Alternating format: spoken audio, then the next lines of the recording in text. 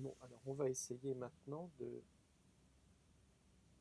Très bien, on va essayer maintenant de faire fonctionner la voix. On va voir si ça marche. Et si ça marche, eh ben, on pourra enregistrer par-dessus. Quoi, ce sera chouette. Bonjour à toutes et à tous. Une fois n'est pas coutume, je vais vous parler d'un sujet qui ne concerne ni la langue française ni mes activités scéniques. Je voulais aborder un sujet qui me tient particulièrement à cœur et qui se retrouve au centre de bon nombre de discussions depuis la fin de l'an dernier. Ne m'est finalement pas possible de passer à côté sans réagir et sans donner mon point de vue, dont j'ai très peu lu ou entendu l'équivalent ces derniers mois. C'est pourquoi je m'exprime ainsi aujourd'hui. Il s'agit des violences faites aux femmes et plus spécifiquement, mais pas exclusivement, des viols et agressions sexuelles. Vous comprendrez facilement à cette date quelle affaire a inspiré ces lignes, en grande partie, bien que j'eusse très bien pu écrire tout ça en référence à d'autres cas.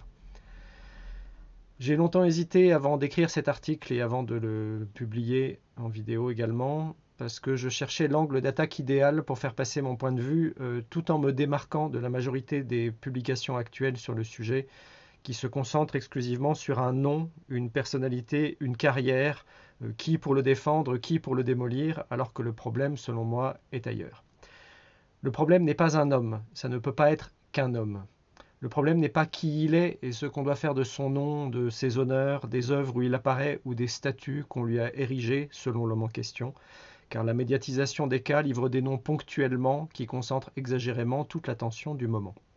Le problème, c'est nous tous, la société et les microcosmes qui ont rendu possible leurs agissements, de même que les agissements de tous les agresseurs auxquels on passe tout, c'est-à-dire ce qui est uniquement visible, ce qu'ils font et disent en public, parce qu'ils ont du charisme, du pouvoir ou de l'ascendant, parce qu'on confond parfois bon vivant et intolérablement grossier. Un agresseur n'est généralement pas assez stupide pour franchir certaines bornes au vu et au su de tous. Sinon, ça s'appelle de la complicité pour les témoins, de la complicité et de la lâcheté. Ici, je me mets du côté des victimes, délibérément. Par empathie naturelle, je suis du côté des femmes à chaque remarque sexiste ou geste déplacé. Je suis du côté des homosexuels à chaque remarque homophobe ou geste déplacé. Je suis du côté de l'étranger à chaque vanne xénophobe, etc., etc. Je ne dirai jamais mais qu'il est drôle à une blague misogyne ou raciste ou quoi que ce soit ophobe, tant il est facile de maquiller ses convictions profondes derrière un ça va, je rigole de circonstance. Je n'ai pas de doute quand une personne est visée par plusieurs dizaines d'accusations et de témoignages sur le long cours. J'ai étudié en détail les chiffres concernant les viols en France. Je sais les estimations du nombre de viols, du nombre de fausses plaintes, du nombre de plaintes tout court et du nombre de condamnations à l'arrivée. Quand on pense à ce qu'il faut de courage pour accuser quelqu'un publiquement, surtout quand la personne est connue et que soi-même on est personne dans l'espace médiatique, pour moi, il n'y a pas de doute. Ce pourrait être juste une question de probabilité. Une accusation de viol est fausse dans 5 à 10% des cas environ. Alors 2, déjà la probabilité chute. Et 11, 12, 13, 14, etc. Non, il n'y a pas d'innocent devant de tels nombres, à moins d'un incroyable concours de circonstances, qui est toujours possible. Je me mets donc du côté des victimes et des accusatrices. Dans un cas comme celui dont on a beaucoup parlé, ce sont elles qui ont besoin de soutien. C'est leur cas qui devrait nous importer, leur réparation, leur protection. Et peu importe finalement qui les a agressées si le reste de la société leur refuse sa considération pour des motifs qui n'ont rien à voir avec le sujet. On n'excuse pas un méfait par l'aura de son perpétreur. On ne confirme pas une agression par la tenue de l'agressé. On ne justifie pas un abus par les excès de vie de l'abuseur. Ce sont même des circonstances aggravantes, l'abus de pouvoir ou l'abus de substance, quand il s'agit de justice. Il ne suffit pas non plus d'avoir des témoins de moralité qui jurent n'avoir jamais été agressés par la personne visée. Je me permets de citer le remarquable et provocateur Jean-Michel Truong en la matière. Si on doit compter toutes les femmes qu'il n'a pas violées, on n'a pas fini. C'est une mauvaise défense pour un agresseur que de dire de lui qu'il n'a pas agressé tout le monde, ou bien c'est un ultime soubresaut. Et justement, en parlant de ça, laissons la justice faire son travail, me dit-on. Il faudrait déjà qu'elle le fasse, qu'elle ait le temps et les moyens de le faire. Mais d'accord, laissons-la faire son travail. D'accord. Mais à une seule condition, que les consciences fassent leur travail également, qu'on cesse de désigner les victimes comme co-responsables des agressions, que la société fasse son travail elle aussi, en protégeant les victimes par l'intransigeance, que les familles fassent leur travail avec l'éducation nécessaire donnée aux garçons et aux filles pour le respect de l'intégrité d'autrui, Que les dirigeants politiques fassent leur travail également, en apportant soutien et protection aux victimes et en ne les accablant pas publiquement par des déclarations ambiguës sur le prestige de certains agresseurs. Si nous ne faisons pas notre part de travail, qui n'est pas du ressort des tribunaux, le travail de ces derniers ne servira à rien. Et ce n'est pas la peine de m'invoquer la présomption d'innocence concernant l'affaire médiatisée du moment ou toute autre affaire. Je n'ai que faire de cette présomption d'innocence. C'est une notion juridique qui concerne les tribunaux, pas moi. Je ne mets personne en accusation, je n'appelle pas au lynchage médiatique ni public, je ne cite pas de nom pour éviter d'exciter les algorithmes et les foules. Je n'ai pas à me montrer autrement prudent au nom de cette présomption d'innocence, souvent brandie pour faire taire tout le monde sur un sujet qui dérange. Je choisis simplement de croire les victimes et accusatrices, qui par leur courage ont tendu leur joug à la vindicte globale, et qui se retrouvent à nouveau invisibles et seuls face au faux combat qui se déroule sur leurs yeux pour savoir s'il faut aimer ou détester l'homme qui les aurait agressés. Que valons-nous en tant qu'humains si nous ne sommes pas capables en premier lieu de reconnaître et de protéger la souffrance d'autrui ?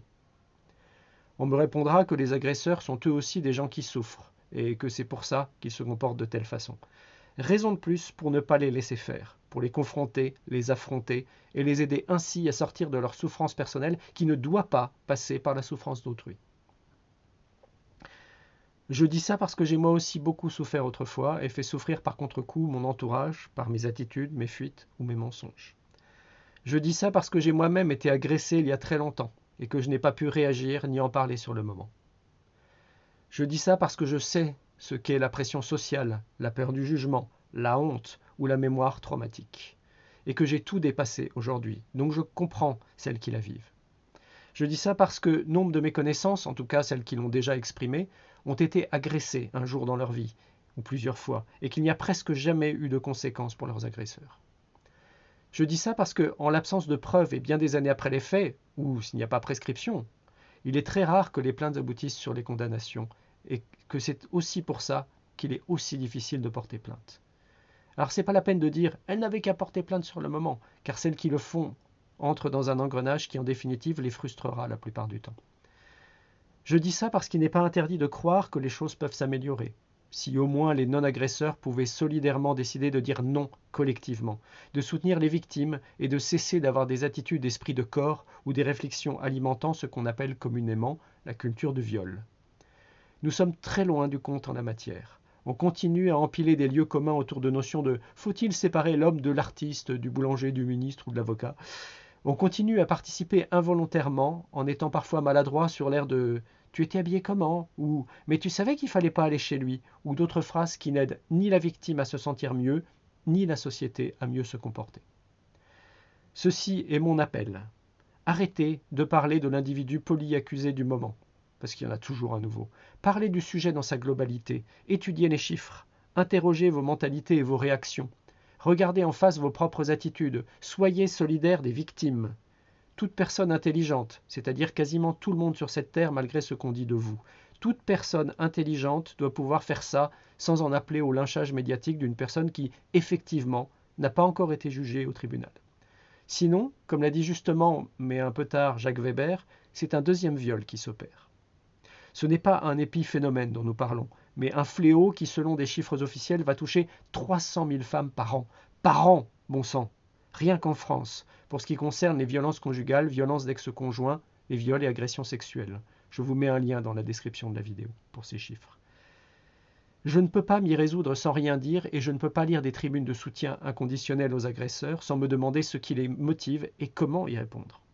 Je ne suis pas un tribunal, je ne suis pas un lyncheur. Je suis un homme qui prend pour lui toutes les violences inutiles de la société dans laquelle il vit. Dites-moi que pour vous c'est pareil. Dites-moi que vous voulez que ça change vraiment. Je vous salue, qui que vous soyez.